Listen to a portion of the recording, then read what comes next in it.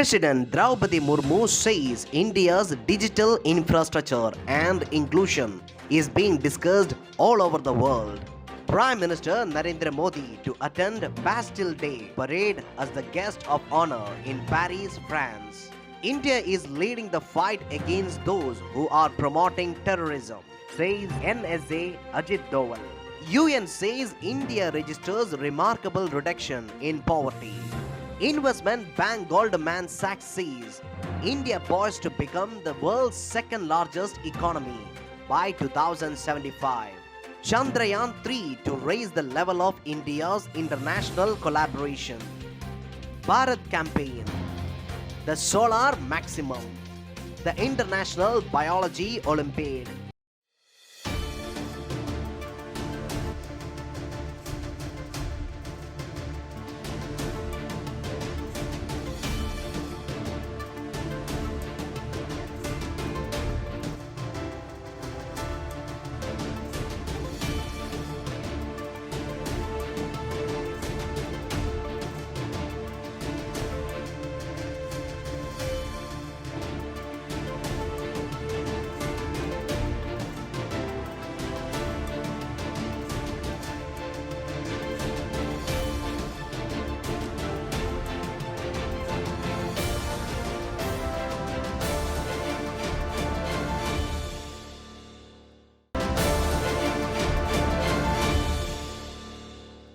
President Draupadi Murmu has said that institutions of higher education are among the most effective platforms for promoting our constitutional ideals of justice, equality, fraternity, individual dignity, and respect for women. She said this while addressing the concluding section of Visitors Conference 2023 at Rashtrapati Bhavan on 8th July. The president suggested to develop some methods to recognize and reward those institutions of higher education which create valuable intellectual property and generate revenue through such patents and innovations. She said innovation and cutting edge research and development are among prime movers of the economic and social development of the nation.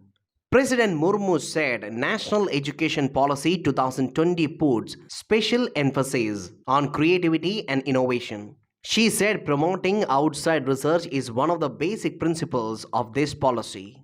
The president said leading universities and technology institutions in the world has focused on innovation. She said higher educational institutions in our country have the potential of becoming powerhouses of research and innovation. President Murmu expressed happiness that higher education institutions in India are making the transition towards promoting startups. Speaking about digital inclusion, she said India's digital infrastructure and inclusion is being discussed all over the world. The president said 46% of the digital transactions in the whole world happen in India. Prime Minister Narendra Modi will attend this year's Bastille Day parade as guest of honor in Paris, France on 14th of July. The CEOs of many French companies have expressed enthusiasm for the Prime Minister's upcoming visit to France. The CEO of Saint-Gobain said it would be a pleasure to welcome Mr. Modi on the occasion of France National Day. He said India has been a country of significant importance for Saint-Gobain's growth strategy. Reporters said that Mr. Modi's visit to France is high on both symbolism and substance. A tri-services contingent from India, including IAF aircraft, will participate in the Bastille Day parade. It is uncommon for foreign leaders to be invited as a guest of honor for Bastille Day. Foreign marching contingents and foreign aircraft participating in it are also rare. There is great personal chemistry between Prime Minister Modi and French President Emmanuel Macron. Mr. Modi is likely to interact with the entire political leaders of France, including President Macron, Prime Minister Elisabeth Borne, and the presidents of Senate and National Assembly. National Security Advisor Ajit Doval has said that India is leading the fight against those who are promoting terrorism and extremism around the world. Ajit Doval stated this following a meeting with Mohammed bin Abdul Karim Izza, Secretary General of Muslim World League at Indian Islamic Center in New Delhi. Addressing the gathering jointly of religious leaders and academics, Ajit Doval said India is also a victim of terrorism and it has faced numerous terror attacks including 26/11 Mumbai attack in which 168 people have lost their lives. The NSA said that India has been actively working to combat terrorism through various means including strengthening the security apparatus, enacting new laws and cooperating with other countries to prevent terrorist activities all around. A delegation of Muslim World League headed by Mohammed bin Abdul Karim Isa is on a 5-day visit to India from July 10. The delegation came at an official invitation from the government of India. Speaking on the occasion, Mohammed bin Abdul Karim Isa, Secretary General of Muslim World League, said that Indian wisdom has contributed a lot to the humanity around the world.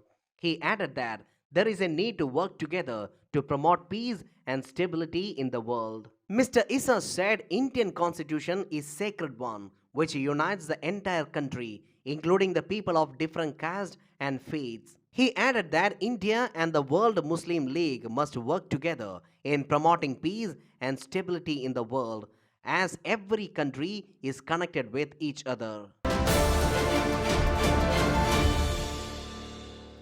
United Nations has said that India has registered remarkable reduction in poverty with 41.5 crore people coming out of it in just 15 years. The UN said 25 countries including India successfully halved their global multidimensional poverty index values within 15 years, showing that rapid progress is attainable. These 25 countries include Cambodia, China, Congo, Indonesia, Morocco, Serbia, and Vietnam, besides India. The latest update of Global Multidimensional Poverty Index was released by United Nations Development Programme and the Oxford Poverty and Human Development Initiative at the University of Oxford. The report noted that deprivation in all indicators declined in India and the poorest states and groups had the fastest absolute progress. In April, India surpassed China to become the world's most populous nation with 142.86 crore people according to UN data.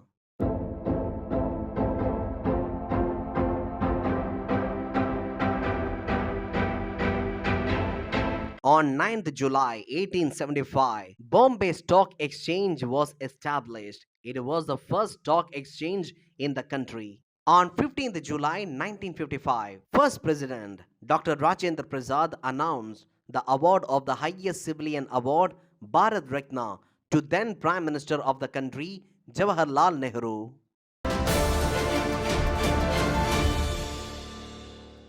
Investment bank Goldman Sachs has said that India is poised to become world's second largest economy by 2075, crossing Japan, Germany, and US with a population of 1.4 billion people.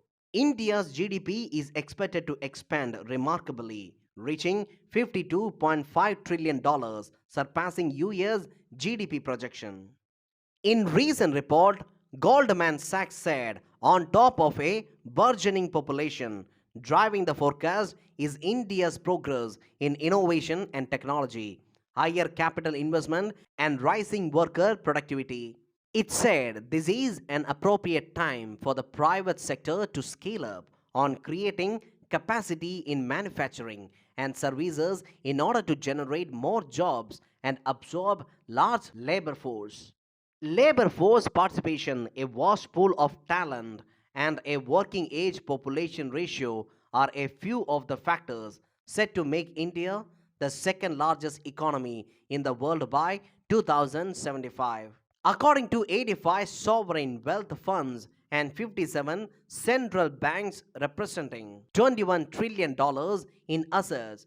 India is now the number one emerging market to invest in. Union Science and Technology Minister Dr. Jitendra Singh has said that Chandrayaan 3 will raise the level of India's international collaborations, particularly in science, technology, innovation, and startups. The minister said USA's NASA and India's Indian Space Research Organization are developing a strategic framework for human spaceflight cooperation, and NASA is today soliciting India's astronauts. He said India also signed the Artemis Accord during the recent visit of Prime Minister Narendra Modi to the US, which envisages a common vision for space exploration for the benefit of all humankind. Dr. Singh was speaking after India and United States, represented by its ambassador to India, Eric Garcetti, jointly launched the call for collaborative proposals on critical and emerging technology, quantum technologies, and artificial intelligence for transforming lives. The Ministry of Agriculture and Farmers Welfare launched a new campaign for banks under Agriculture Infrastructure Fund titled Bharat Banks Heralding Accelerated Rural and Agriculture Transformation. It is a 1 month long campaign with a target of Rs 7,200 crores. It aims to get active involvement and support of members of commercial banks in public and private sector, rural, regional banks, small finance banks, NBFCs, and select cooperative banks in promoting the scheme of Agriculture Infrastructure Fund. It is a central sector scheme which was launched in 2020. The scheme shall provide a medium to long-term debt financing facility for investment in viable projects for post-harvest management, infrastructure and community farming assets through interest subvention and financial support. The duration of the scheme shall be from fiscal year 2020 to fiscal year 2032. All loans under this financing facility will have interest subvention of 3% per annum up to a limit of Rs 2 crores. This subvention will be available for a maximum period of 7 years.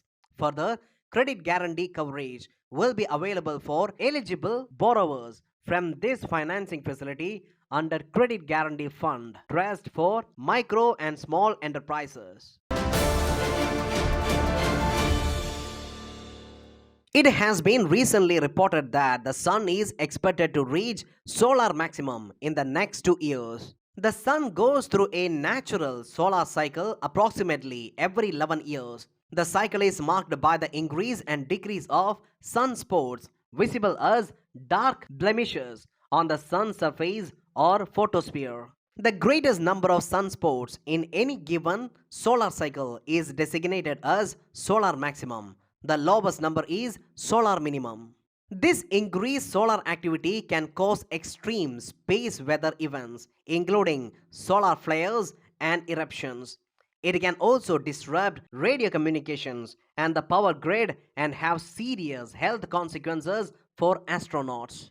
The sun is a huge ball of electrically charged hot gas. This charged gas moves, generating a powerful magnetic field. Every 11 years or so, the sun's magnetic field completely flips. This means that sun's north and south poles switch places. Then it takes about another 11 years for the sun's north and south poles to flip back again. Thus, the solar cycle is the cycle that the sun's magnetic field goes through approximately every 11 years.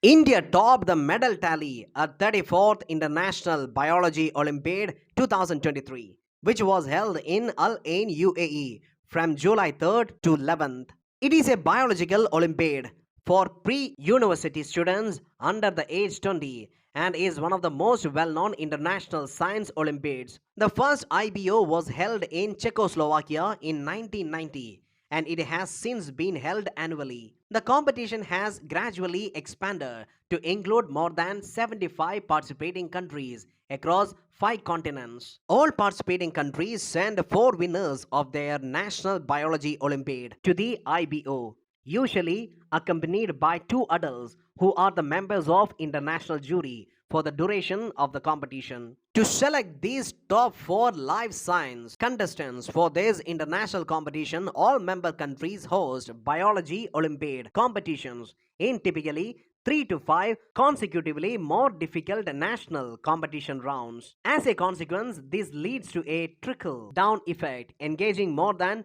1 million students worldwide. Every year, it is being organized by a different country. India organized this Olympiad in 2008.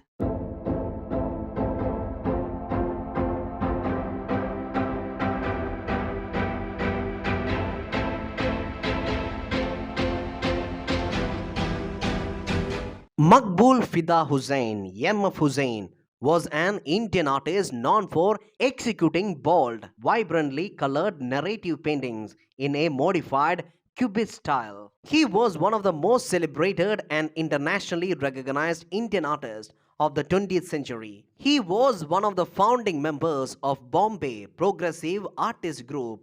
M.F. Hussain is associated with Indian modernism in 1940s.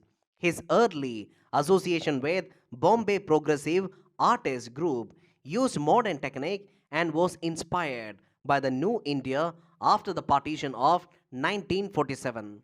His narrative paintings, executed in a modified Cubist style, can be caustic and funny, as well as serious and somber. His themes, sometimes treated in series, include topics as diverse as Gandhi, Mother Teresa, Ramayana, Mahabharata, British Raj, and the motifs of Indian urban and rural life.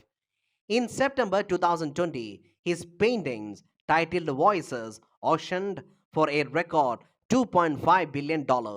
He was awarded Padma Bhushan in 1973 and Padma Vibhushan in 1991.